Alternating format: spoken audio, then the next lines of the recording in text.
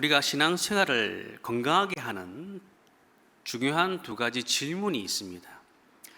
그 두 가지 질문은 우리가 이 땅에서 우리 생이 다하기까지 계속해서 일어나야 할 그런 질문인데요. 그게 뭔가 하니까 첫 번째는 믿음이란 무엇인가라는 질문입니다. 우리 한번 따라합시다. 믿음이란 무엇인가? 우리는 믿음으로 구원을 얻었습니다. 오직 믿음으로 구원을 얻죠. 이걸 신학에서는 이제 이신칭의다 그렇게 얘기를 하는데, 그러나 그렇게 우리를 구원으로 이끄는 믿음의 모양은 우리가 한 번 구원을 받았다고 믿음이 완성되지가 않는다는 것이죠. 그래서 우리가 끊임없이 신앙생활을 하면서 질문을 던져야 합니다.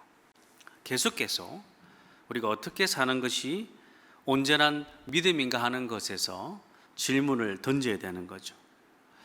우리가 예수 믿으면 천국 갑니다 하는 것은 꽃을 피우는 믿음이라고 말할 수 있습니다. 근데 거기서 그치는 것이 아니라 이제 나무가 되어야 되는 것이죠. 어떠한 상황 속에서도 믿음으로 행하는 것이 무엇인지 물어야 하고, 그러면서 우리는 삶의 모든 상황 속에서 온전한 믿음의 길을 걸어갈 수 있는 것입니다. 그리고 둘째 질문은 무엇인가 하면 교회란 무엇인가라는 거예요. 한번 따라 합시다. 교회란 무엇인가? 오늘 우리가 읽은 이 에베소서는 믿음과 구원과 교회에 관한 말씀입니다.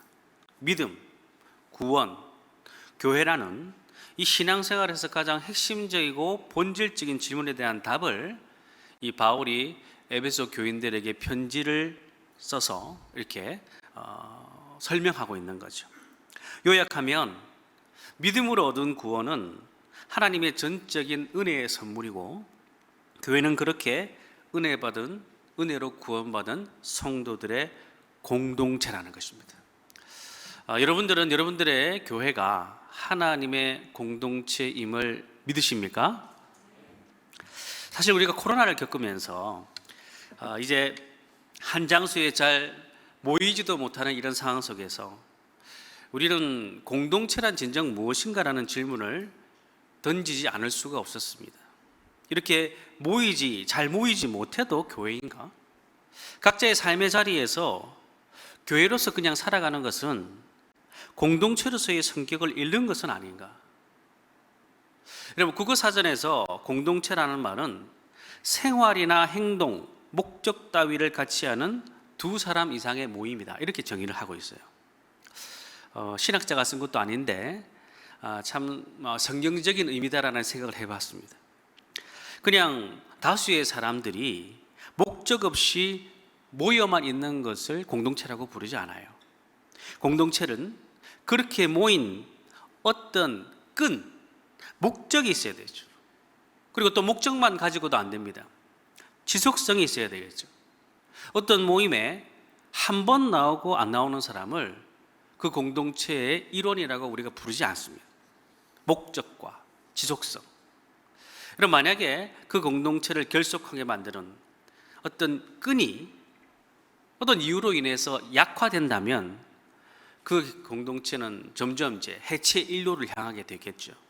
그러다가 그 목적이라는 끈이 풀어지거나 끊어진다면 그 공동체는 해체되어 버릴 것입니다.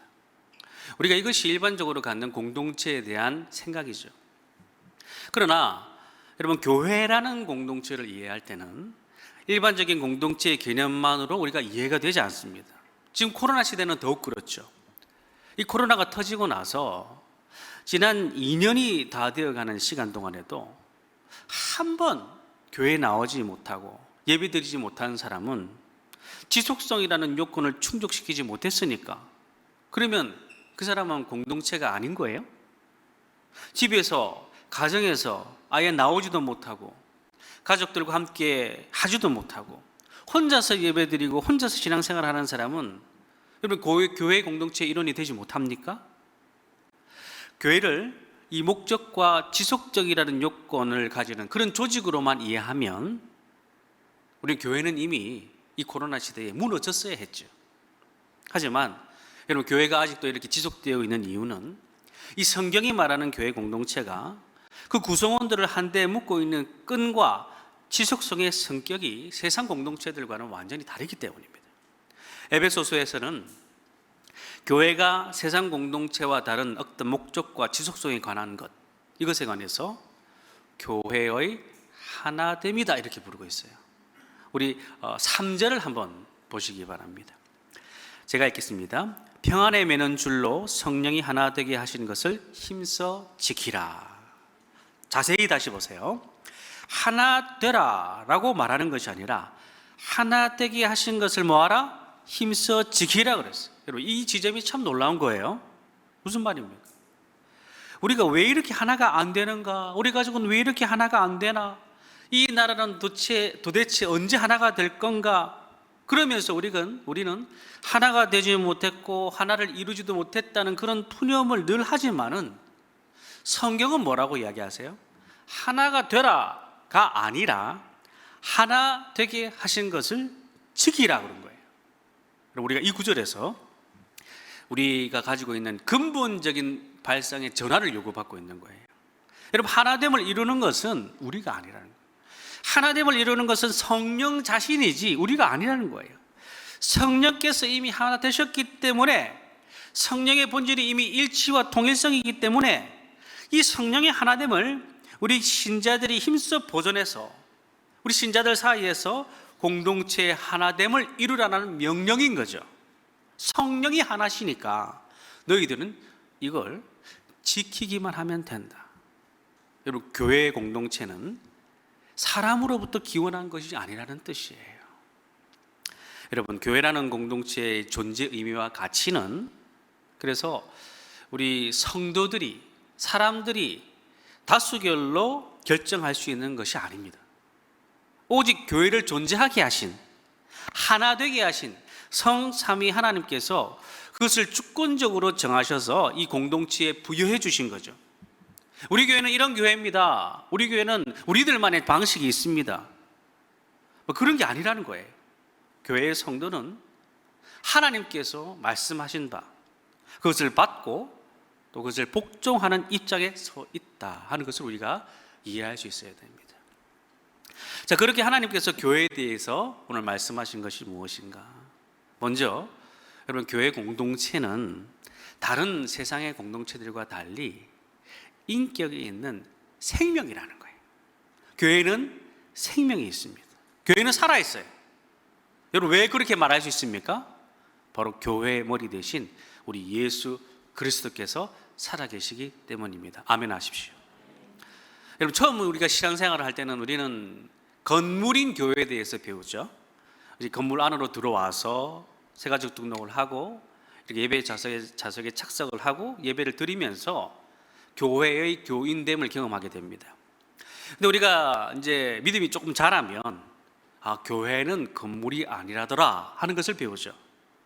교회는 예수 그리스도를 구주로 고백하는 사람들의 모임을 이야기하는 거라는 걸 알게 되고, 또 우리가 스스로 사람이 교회다라는 것을 배웁니다. 그리고 더 나아가서는 교회는 예수 그리스도의 몸이다라는 것도 배우죠. 예수님께서 교회의 머리가 되시고 우리는 예수 그리스도의 한 몸 된 지체인 성도들인 거예요. 우리가 서로 지체다.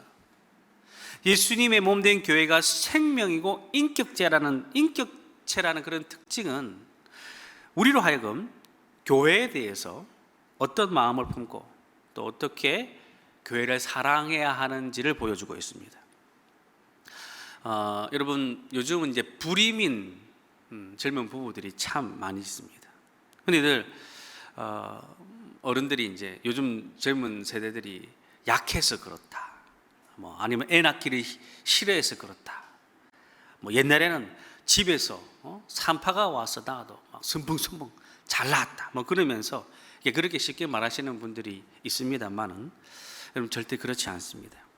여러분, 지금 옛날보다 의학이 얼마나 발달했습니까? 우리가 환경의 영향을 완전히 배제할 수는 없겠지만은 아이를 낳고 또 건강하게 키운다라는 것은 여러분, 예나 지금이나 모든 부모들에게 참으로 어렵고 힘든 일이에요. 자녀를 쉽게 낳고 쉽게 키우는 사람은 단 한 사람도 없습니다. 아이를 가지기도 힘들고, 그리고 가진 아이를 10달 동안 임신하는 것, 기적에 가까운 일이죠. 여러분, 매년 통계에 따르면 건강하게 태어나는 아이보다 유산이나 낙태로 인해서 이 세상에 나오지 못하는 아이들이 훨씬 더 많다고 그래요. 그런 중에 아이가 낳고 태어나서 제대로 걷고 말하면서 건강하게 자란다 하는 것은 보통 일이 아니죠. 그렇게 어렵게 임신을 해서 출산을 하고 나면 엄마나 아빠는 결혼 전에는, 아이를 낳기 전에는 경험하지 못했던 경이로운 경험들을 하게 됩니다. 아이가 늘 누워만 있었는데 어느새 뒤집고, 어느새 기어다니고, 기다가 또 갑자기 무릎으로 기고 일어나고, 그럴 때 우리 엄마 아빠들이 막 묽게 박수를 치면서 막 좋아하잖아요. 사람이 태어나서 정상적으로 건강하게 자라기 위해서는 이 아이가 뱃속에서 생기기 전부터 부모가 건강한 것이 참 중요하고, 그래서 태아에 있을 때도 또 조심해야 되고, 또 태어나고 난 다음에도 부모의 따뜻한 관심과 보살핌과 사랑이 중요합니다. 이것이 제대로 되어질 때 아이는 건강하게 자라서 몸도 마음도 건강한 성인이 되죠. 제가 고등학교에 들어갔을 때 어느 날 제 학교 한 해 선배가 저를 으슥한 곳으로 부르는 거예요. 돈을 뺏으려고 그러나 아니면 군기를 잡으려고 그러나 그랬는데, 이 선배가 하는 말이 모월 모일에 어디서 만나자. 중요한 일이다. 한 달에 한 번 토요일에 오전부터 오후까지는 꼭 시간을 비워놔라. 이제 제가 부산이니까 비워놔라 이렇게 얘기하더라고요. 그러면서 너는 특별히 선택받았다 그러는 거예요.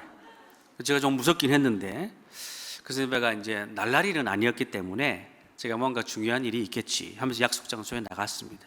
그랬더니 저 말고도 동기들 몇 명이 더 와 있는 거예요. 알고 보니까 학교 선배 8명이 고등학교 1학년, 2학년 시절 동안에 그 부산 변두리에 있는 고아원에 매달 봉사를 가는 거예요. 자기들끼리 용돈 모아서 두루마리 휴지 사고, 또 아이들이 먹을 만한 간식 조금 사가지고 한 달에 한 번 아이들과 함께 시간을 보내고 이제 봉사를 하는 겁니다. 여러분, 그 시절이 지금처럼 학교에서 봉사활동 점수가 있는 것도 아니고 친구들도 모르고 선생님들도 모르게 봉사하는 것이었는데, 그게 이제 학교 몇몇 학생들에게 아름답고 또 비밀스러운 그런 전통으로 이어져 내려오고 있었던 거죠. 기존의 멤버들이 그렇게 각 학년에서 선한 마음을 갖고 이 어려운 아이들을 섬기고 봉사할 수 있는 후배 8명씩을 선택을 해가지고 10년 넘게 그 학교에서 이어져 내려오고 있는 그런 비밀 봉사 활동이었던 거예요. 제가 그 일에 뽑힌 거죠. 제가 어릴 때부터 그런 사람이었습니다. 자, 근데 그때 만났던 고아원에 있는 친구 중에 하나가 몸은 우리보다도 더 어른이었는데 지능이 어린 그런 형이 있었어요. 몸은 크지만 지능이 낮아서 정상적인 생활을 하기 어려운 거죠. 그래서 우리가 가져간 간식들을 어린 동생들이 받아가기 전에 자기는 덩치가 크니까 먼저 뺏어버리는 거예요. 그러면서도 이래 미안하다고 또 울며 또 사과하는 그런 어른 아이였습니다. 나보다 덩치는 큰데 마음은 이 어린 사람을 대하는 것이 제 고등학교 시절에 처음 있는 일이어서 참 제가 당황스러웠던 그런 기억이 납니다. 여러분, 심리학에서 adult children이라는 말을 사용합니다. adult children 무슨 말이냐? 어른 아이라는, 어른인데 어린 아이다. 이 어른 안에 있는 어린 아이가 이 어른을 지배하고 있다는 거예요. 근데 바울이 이야기하기를 영적으로도 어린아이가 있다 이렇게 얘기를 합니다. 고린도전서에서 바울은 이거를 육신에 속한 자가 그렇다 얘기해요. 고린도전서 3장 1절 2절입니다. 제가 읽을게요. 형제들아, 내가 신령한 자들을 대함과 같이 너희에게 말할 수 없어서 육신에 속한 자, 곧 그리스도 안에서 어린 아이들을 대함과 같이 하노라. 2절, 내가 너희를 젖으로 먹이고 밥으로 아니하였노니 이는 너희가 감당하지 못하였음이거니와 지금도 못하리라. 어린아이는 밥을 못 먹는다. 젖을 먹어야 된다. 밥을 못 감당한다는 거예요.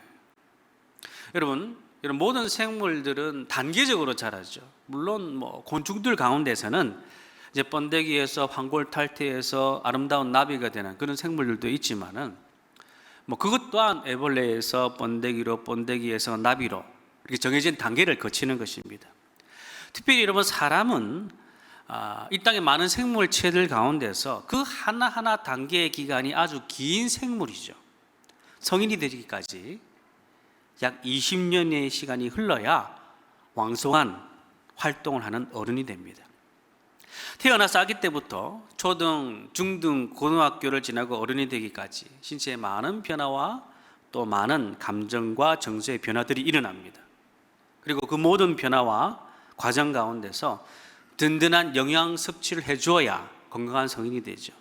근데 어릴 때 많이 아팠다든지 아니면 편식을 심하게 했다든지 그러면은 제대로 건강하게 성장하기가 어렵습니다.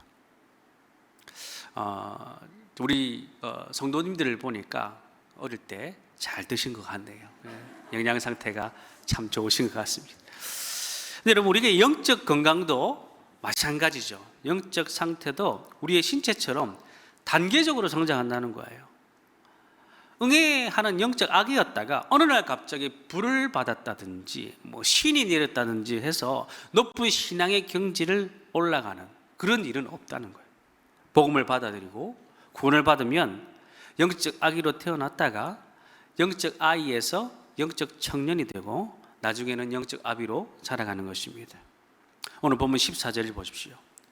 이는 우리가 이제부터 어린아이가 되지 아니하며 사람의 속임수와 간사한 유혹에 빠져 온갖 교훈의 풍조에 밀려 요동하지 않게 하려 합니다. 여러분, 영적 어린아이는 어떤 특징을 갖고 있느냐? 사람의 속임수와 간사한 유혹에 빠져서 모든 교훈의 풍조에 밀려 자주 흔들린다는 거예요. 쉽게 속아요, 아이는. 뭐가 뭔지 옳고 그른지 모르기 때문이죠. 상황을 분별하는 능력이 없습니다. 그래서 이런 것들을 어른들이 이용하잖아요. 아이를 이제 병원 가서 주사를 맞추려고 하면 아이들이 안 간다고 그러잖아요. 한 개도 안 아프다 그러면서 병원에 가서 이제 너는 용감한 어린아이니까 잘 맞을 수 있다. 그러면서 이제 막 꼬시고 하나도 안 아프다라고 이야기하는데 주사바늘이 들어가자 1초도 지나지 않아서 그냥 인상이 일그러지고 울음이 터지면서 내가 엄마한테 속았구나, 이걸 얘기를 알게 되는 거죠. 제가 막 이제 대학에 들어갔을 때 수업이 끝나면은요, 그렇게 영어 공부하는 교재를 팔려고 하는 사람들이 그리 들어왔어요, 강의실에. 제가 그 광고에 속아가지고 수십만 원 하는 영어 교재, 타임지로 영어를 배웁시다, 이런 거. 그거를 이제 덜컥 사가지고 한 번 공부를 안 했던 그런 기억이 납니다. 쉽게 속는 거죠. 사실 여러분 생각해 보면 아이는 아이다운 게 좋죠. 그렇죠? 예전에 그런 얘기 있었지 않습니까? 동네에 꼭 애 늙은이 같은 애가 있는데 걔에게 이제 한글을 가르쳐 주는 거예요. 그래서 이제 어른들이 얘야, 어른에게 선물을 받았을 때는 뭐라고 이야기해야 되지? 이러면 감사합니다, 고맙습니다, 그런 답이 아니겠어요? 근데 얘가 잘 모르겠다는 표정으로 고개를 갸우뚱거리는 거예요. 그러니까 힌트 준다. 다자로 끝난다. 그러니까 걔가 뭐라고 그러냐면 이런 걸 다 그랬단 말이에요. 다 아는 얘기인데 이렇게 웃어주셔서 감사합니다. 여러분들, 어린아이가 너무 예의가 바르거나 또 너무 철이 들게 행동하면 우리가 가정교육이 잘 됐나 그런 생각도 들지만은 동시에 좀 측은한 마음이 들어요. 아이는 아이다운 게 좋은 거죠. 그런데 문제는 뭔가 하면 어른이 될 만한 시기가 지났는데도 계속 애인 거예요. 그러면 부모님들이 걱정하는 거죠. 큰일 났다. 이 문제다. 히브리서 5장 13절에 이는 젖을 먹는 자마다 어린아이니 의의 말씀을 경험하지 못한 자여 그랬어요. 어린아이는 자기가 듣고 싶은 말씀에만 귀를 기울인다는 거예요.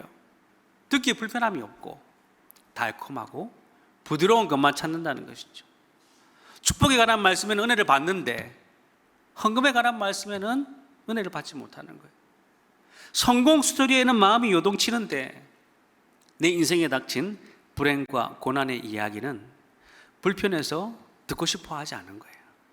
그래서 십자가 복음의 그 깊이 있는 이야기가 잘 들어가지가 않아요.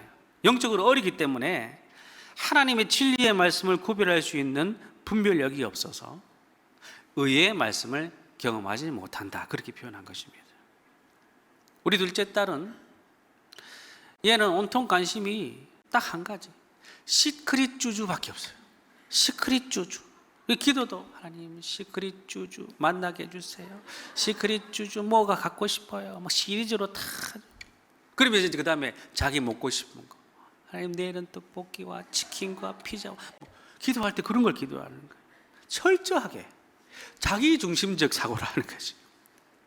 여러분, 어린아이의 특징 가운데 하나가 자기 말만 하지 않습니까? 남의 얘기 잘 안 들어요. 계속 자기 말만 하고 계속 자기 자랑하고. 아이들이 얼마나 자기 자랑 많이 해요. 그 자기 자랑, 그렇게 자기 자랑하고 또 그런 아이들, 어린아이들 여러 명 모아놓으면 어떻게 돼요? 사이좋게 잘 지냅니까? 잘 지내기는 서로 막 싸우고. 왜냐하면 자기 의견이 제일 옳으니까요. 어린아이의 특징인데, 여러분, 에베소 교회에는 새롭게 신앙을 가지게 된 사람들이 많이 있었어요. 이 사람들이 그 신앙이 꼭 어린아이와 같았다는 거죠. 특별히 육체는 악하고 영혼만 거룩하다 하는 그런 영지주의라는 이단이 그들을 늘 속이고 있었습니다. 그리고 잘못된 율법주의, 이런 것들이 사람들을 유혹하고 있었고, 은혜로 구원을 받았는데도 그래도 할례는 받아야 된다더라 뭐 이러면서 계속 그런 생각들을 가졌어요. 영지주의, 율법주의, 유대주의, 이런 잘못된 교훈들을 따라서 늘 이리저리 흔들리는 그런 신앙을 가지고 있었던 거죠. 바울은 그런 어린아이와 같은 신앙의 모습을 벗어버리라, 이렇게 이야기를 한 것입니다.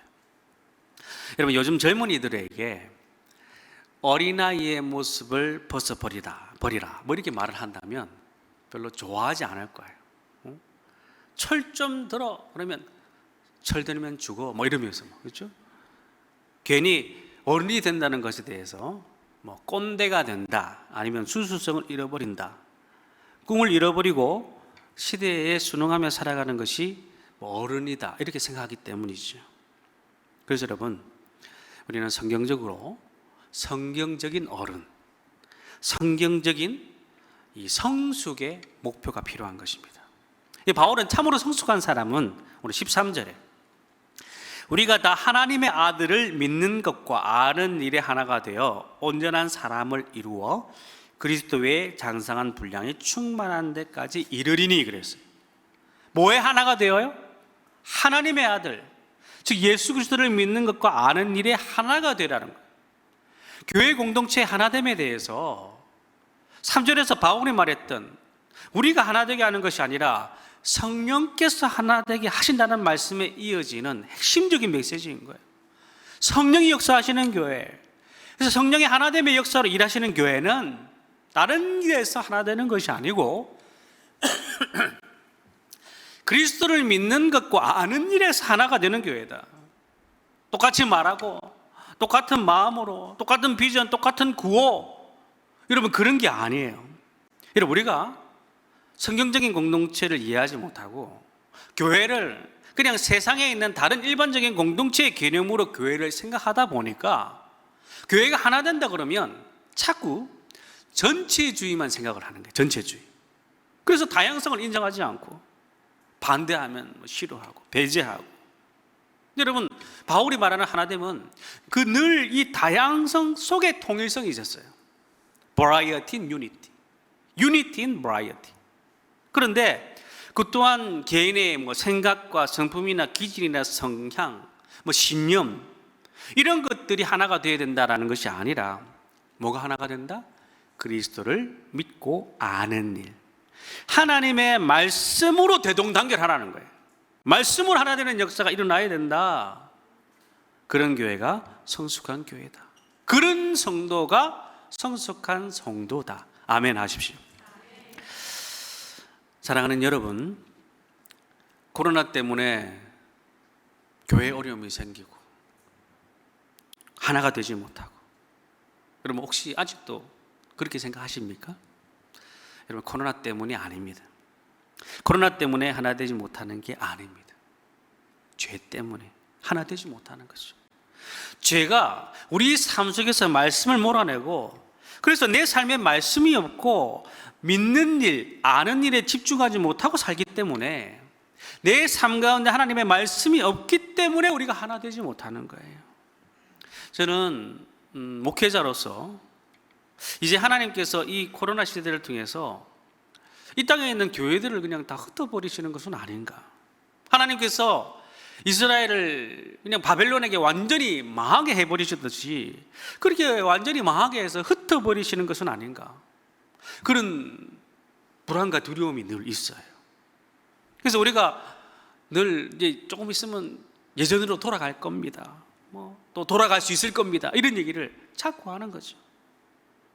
근데 말씀을 읽다 보면 하나님의 말씀을 분별하지 못하는 거예요.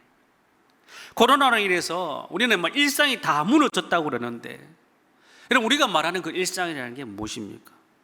우리가 지금 코로나라서 못 먹어요? 못 자요? 무엇이 달라졌어요? 생존이 아니라 우리가 문화 생활을 못 해가지고, 여행 못 가가지고, 회식 못 해가지고. 여러분, 만약 그것이 이 시대를 향한 하나님의 메시지라면, 이 코로나가 하나님께서 주시는 이 시대의 메시지라면, 우리는 속히 말씀으로 돌아가야 되는 것이죠. 우리는 말씀의 회복보다 더 중요한 게 일상 회복이라. 계속 일상이 회복되게 해주옵소서. 근데 그 전에 말씀이 회복되어야 된다. 그러하기에 우리 코로나 시대의 교회는 말씀을 붙드는 교회가 살아남을 것입니다. 여러분, 그런 교회 되기를 바랍니다. 그렇다면 어떻게 하면 이런 어린아이를 벗어버리고 성장할 수 있겠는가? 먼저 여러분, 교회 안에 말씀을 맡은 자들, 목회자들의 역할이 참 중요합니다. 11절을 보십시오. 그가 어떤 사람은 사도로, 어떤 사람은 선지자로, 어떤 사람은 복음을 전하는 자로, 어떤 사람은 목사와 교사로 삼으셨으니. 여기 여러분 여러 가지 직임이 지금 나오죠. 여기 언급한 직분들의 공통점은 말씀을 맡은 사람들이라는 얘기입니다. 이 중에서 이제 현재까지 남아있는 사역은 목사와 교사 정도 되겠죠. 근데 목사는 다른 어떤 것보다 말씀의 종입니다. 말씀을 전할 때 회심이 일어나고, 그 회심한 성도들을 말씀으로 양육할 때 그들이 이제 복음을 전하는 자로 살아가게 되는 거죠. 그래서 여러분, 교회 안에서 목사님과 성도와의 관계 참 중요한데, 이 성도와 목사와의 관계가 말씀을 가르치는 자와 말씀을 가르침을 받는 그런 관계로 나아가는 것이 정말 중요합니다. 여러분들 목사님과 그런 관계를 맺고 계십니까? 말씀을 가르치고 말씀을 가르침 받고, 그리고 가르침을 받고 가르침을 가르치는 그런 성장의 관계, 목사를 통해서 말씀의 가르침이 잘 전달될 때 신앙이 성장하게 되는 거죠. 여러분, 교회에서 저는 여러분들이 이 목사님들, 우리 전도사님들, 교육자들의 가르침을 통해서 믿음이 성장하고 여러분들의 인생과 인격이 변화되는 그런 경험들을 꼭 해보시길 원합니다. 평생 교회를 다녔는데도 내가 말씀을 통해서 내 인격의 변화와 성숙을 아직 경험해 보지 못했다. 정말 불행한 일이에요. 그렇게 말씀과 말씀의 배움과 훈련이 일어나는 교회, 하나님께서 하나됨을 이루는 교회로 세워가신다는 것이죠. 자, 말씀과 배움의 훈련이 활발한 교회는 어떻게 되는가? 12절 보십시오.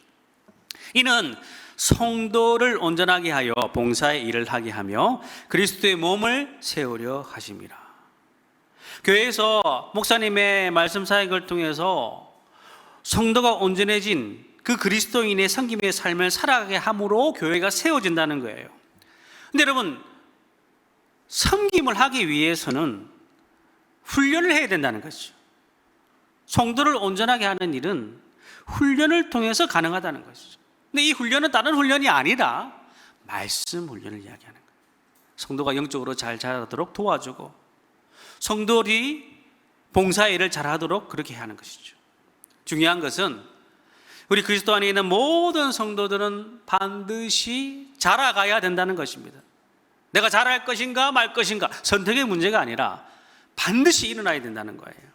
그 일을 위해서 여러분들 이 교회 목회자를 세우셨고, 목회자가 말씀이라는 수단을 통해서 성도를 훈련시키시고 온전케 하고 하나님 나라에 헌신하도록 만들어가는 것이죠. 근데 교회 안에서 목회자가 제대로 훈련하지 못하면, 그리고 성도들이 제대로 훈련받지 못하면 여러분, 교회는 책임을 져야 됩니다. 여러분, 교회에서 누가 책임을 지는가 이런 분들이 계신데, 여러분, 책임을 진다는 것은 다름 아니라 대가를 치르는 것이죠. 대가를 지불해야 되는 것이죠.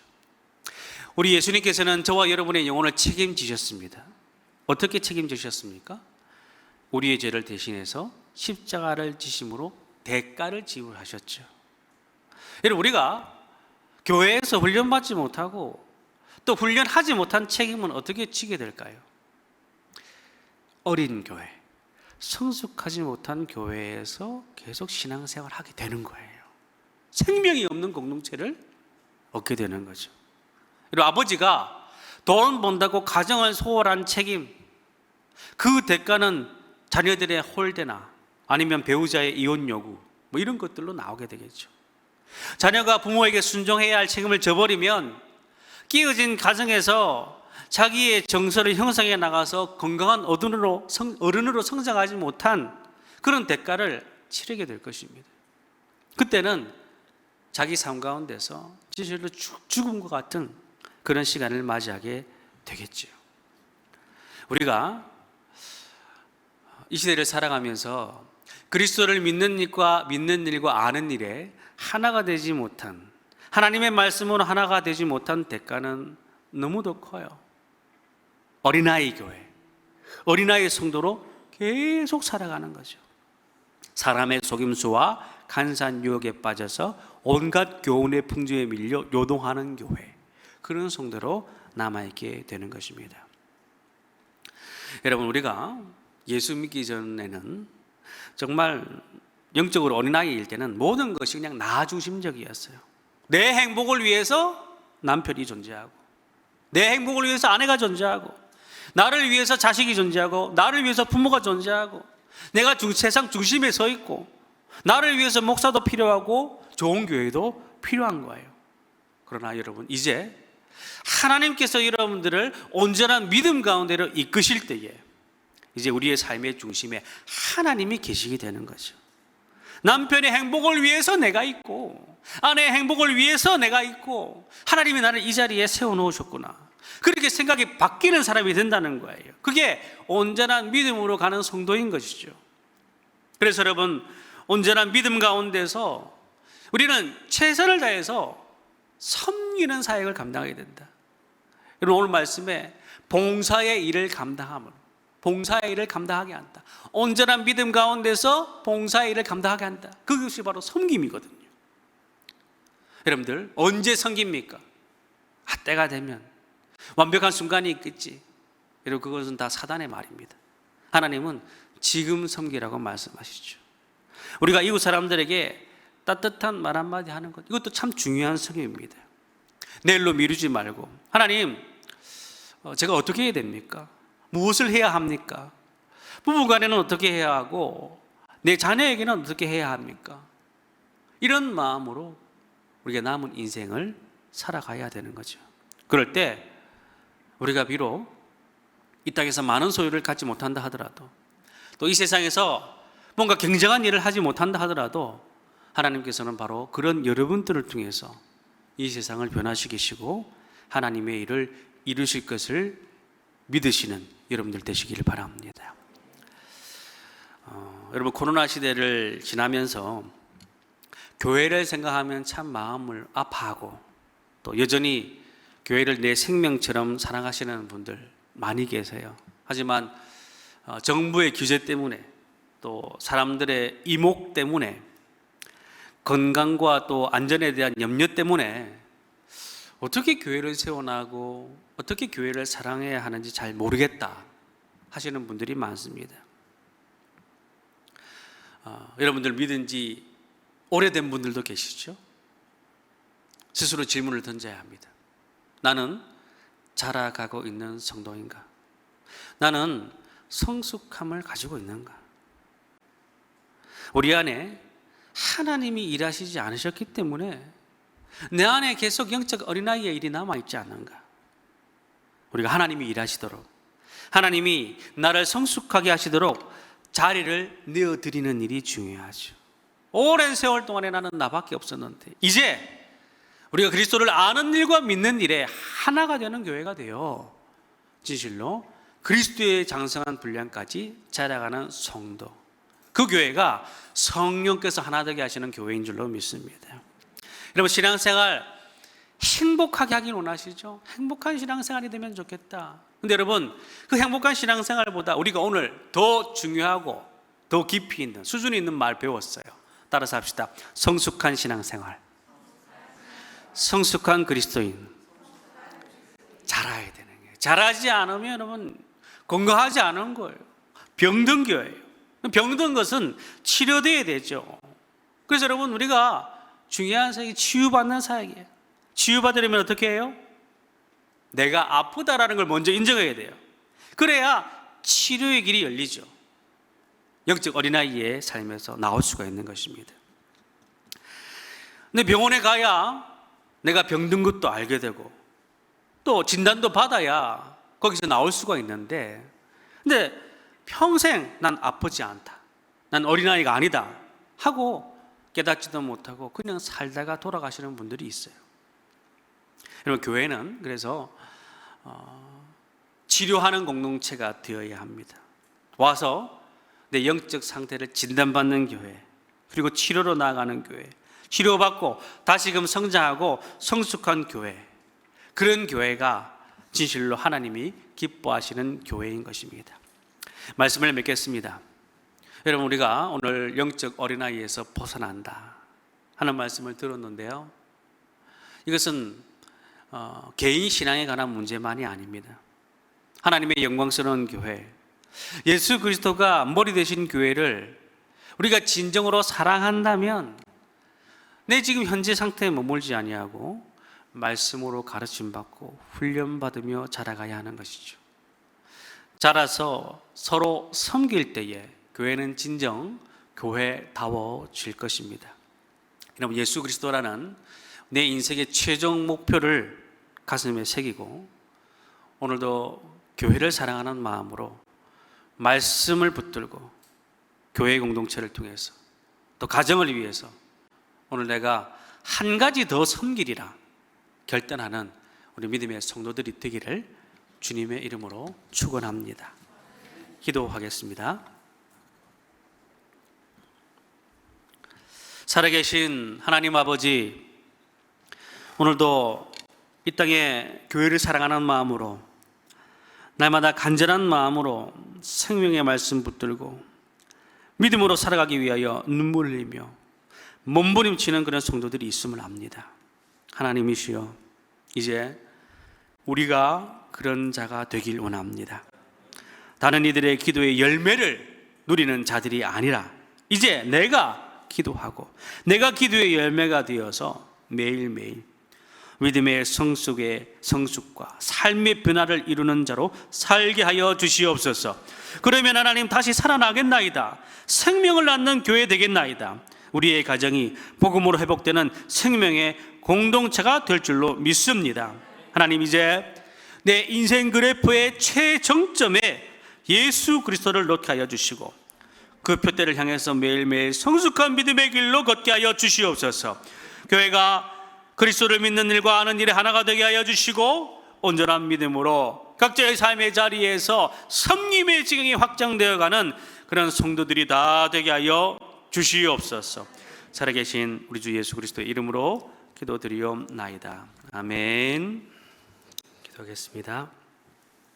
이제는 나의 모든 죄를 사하시고 날 구원하시려고 십자가를 지시고 부활하신 우리 주 예수 그리스도의 은혜와 내 인생 전체를 계획하시고 이끌어 가시는 우리 하나님 아버지의 말할 수 없는 사랑과 매 순간 주님 의지하고 동행하는 중에 역사하시는 성령 하나님의 인도하심과 위로 교통 충만하심이 믿음의 연한이 쌓일수록 여전히 연약하고 성숙하지 못한 나 자신을 보면서도 깨닫지 못하고 또 치유받지 못하고 늘 그 자리에 머물러 있는 믿음 아니라 항상 믿음의 발걸음을 내디디며 성숙한 나를 통해서 우리 가정과 교회, 이 사회 공동체에 있는 모든 시기와 분쟁이 사라지고 다시금 하나가 되고 화평케 되는 은혜가 있기를 소망하는 오늘 함께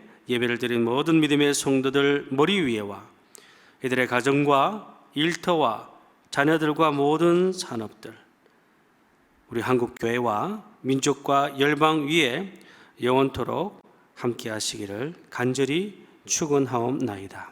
아멘.